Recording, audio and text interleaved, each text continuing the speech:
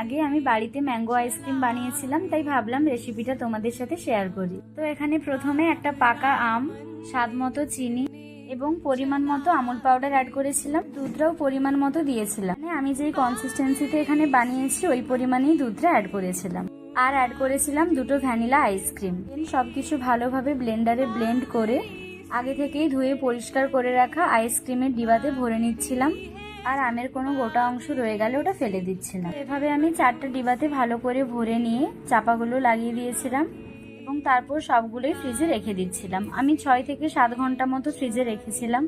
তো তোমরাও তোমাদের মতো মানে যতক্ষণ না ভালোভাবে জমে যায় ফ্রিজিং করে নিতে পারো। তারপর দেখতেই পাচ্ছ এটা কিন্তু একদম ভালোভাবে জমে গেছে। তো এবার টেস্ট করার পালা।